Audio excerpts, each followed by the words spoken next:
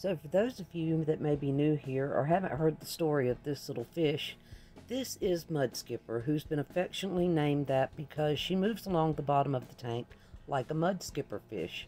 This is her best friend, Betty White. She is a golden mystery snail that came from Roxanne and Foxie's Fishes in Peplin Creek Aquatics. Well, anyway, these two have formed quite a friendship. I'm telling you, I don't care what time of the day it is. When I look into the tank, they are together. Always together.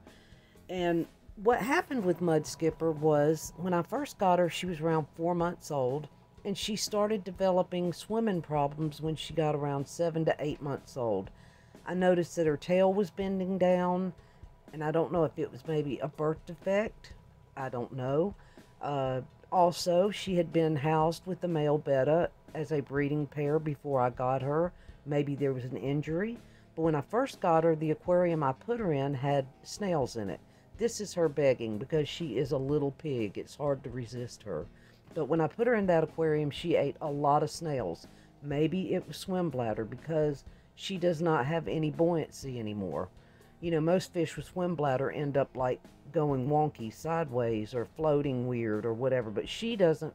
She can't stay suspended in the water. So for this aquarium, I'm going to have to be very careful to make it safe for her. It's got to be shallow so she can get to the, top of the water to get her breaths of air. And lots of places to rest on. But she is just a total joy. And I don't know where that do not come with the heater. That's supposed to be on the other part of the video. Sorry about that. That's me learning editing. But I'm so glad y'all are here to meet her. She really is a cool little fish. She's got the best personality. She's always just sitting there. She turns that little head and watches everything going on. And I think she wants to be the ambassador or a mascot, I'm pretty sure. So we're going to put this tank together and make it special. Make sure it doesn't have a high flow. Make sure there's nowhere she can get stuck or hurt. And lots of little pillowy spots she can sit on. She loves her, I think that is, oh shoot, what is that? Dwarf Sagittarius maybe? And some Tang. She likes to rest on that. I have a lot of Anubias we can put in here. So let's get started. Okay, I admit I'm a little bit behind on getting this tank set up. I ended up not boring y'all with me setting up the substrate, but the base layer is the sand, soil, and gravel substrate, the soil out of my yard. This is reused black diamond sandblasting sand, and this is the Carib Sea Supernaturals. It's like crushed coral. We have the Dwarf Sagittarius, we have a big Anubias, a crypt, another crypt, and then the Pogostem and Stellatus octopus in the back. This is just something that's floating in there. I think that's money wort, but I need to plant it somewhere else. And I'm going to put her Tang down here where she can sit on it. I'm going to place the heater back there. Here she is, waiting so patiently, like, Mom, come on and get me in there. But there's Mudskipper. There's Betty White. She's back there doing her thing. This is my AQQA heater that I got from Hygger. And I did buy this heater. It's really great. If you see the water level starting to drop down a little low, this heater will safeguard it. If it drops too low, it will cut off, or if it overheats, it will cut off. This is the perfect little heater for a nano tank. They're a little big, but they really do the best job I've ever seen.